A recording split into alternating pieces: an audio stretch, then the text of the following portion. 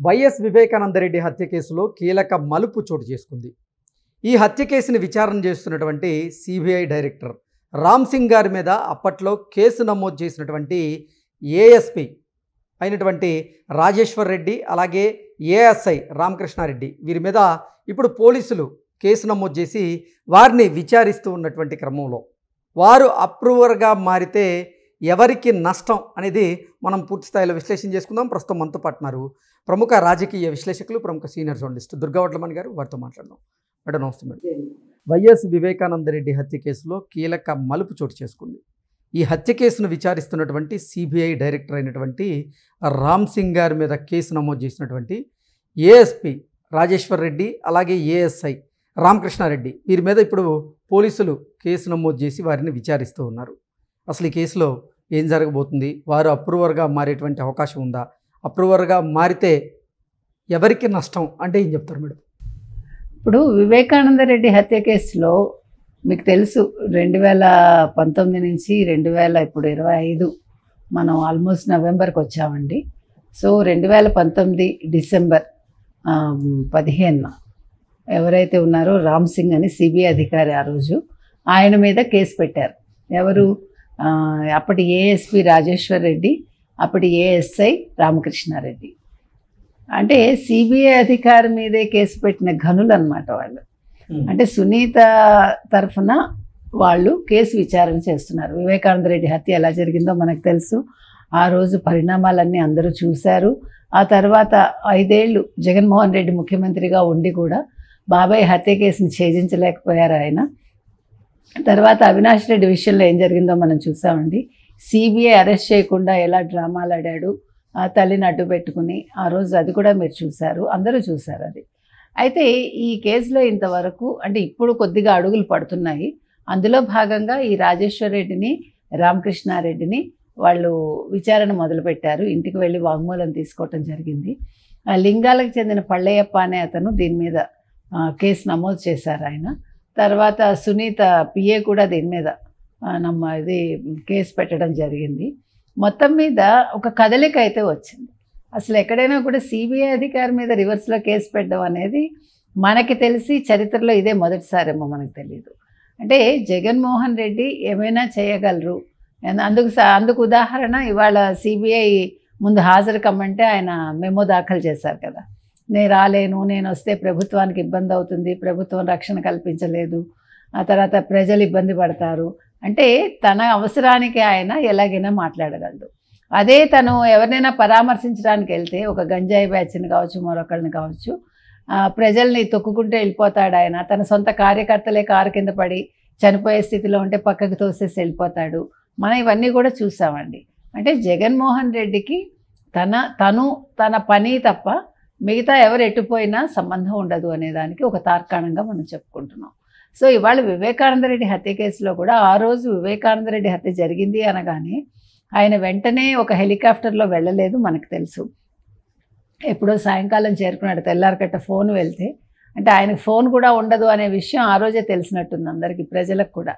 ఎందుకంటే భారతీరెడ్డి గారికి చేస్తే భారతీరెడ్డి గారు కింద మీటింగ్లో ఉన్న జగన్మోహన్ రెడ్డి దగ్గరికి వెళ్ళి విషయం చెప్పటం, ఆయన ఫోన్లో మాట్లాడినట్టున్నారు. మొత్తానికి ఆ రకంగా ఒక సమాచారం వెళ్ళాక ఆయన చాలా కూల్గా, చాలా నిదానంగా సాయంకాలానికి అక్కడికి వెళ్ళడం. ఆ తర్వాత పరిణామాలు అందరికీ తెలుసు. అసలు ఇందులో సునీత భర్తే హత్య చేయించారు అన్నట్టుగా ఒక కేసు మలుపులు తిరిగి అందులోంచి మళ్ళీ వాళ్ళు కాదు అని బయటపడ్డట్టుగా అయ్యి, అంటే ఒక కేసు ఎన్ని రకాలుగా మలుపులు తిరగచ్చు.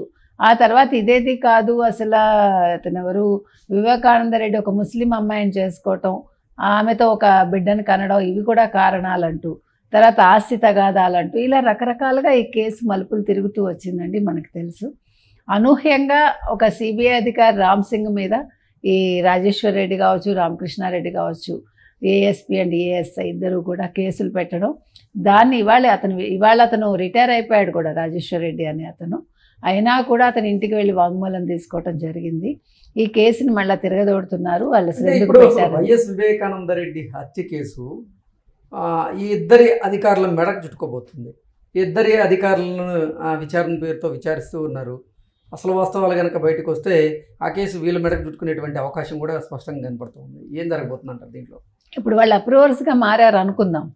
మారినప్పుడు వాళ్ళు నిజాలు చెప్పారనుకోండి, కాదు పలానా వాళ్ళు చేయమన్నారు, అవినాష్ రెడ్డి చేయమన్నారా, లేదు భారతీరెడ్డి చేయమన్నారా, జగన్మోహన్ రెడ్డి చేయమన్నారా, వాళ్ళ వివరాలు ఇచ్చి వాళ్ళ దగ్గర ఎవిడెన్స్లు ఏమైనా ఉంటే కనుక అయితే వాళ్ళు అప్పచెప్తే అప్పుడు కేసు వాళ్ళ మెడకి చుట్టుకోదు, ఏదో కొద్దిపాటి శిక్షతోటి వాళ్ళు బయటపడే అవకాశం ఉంటుంది.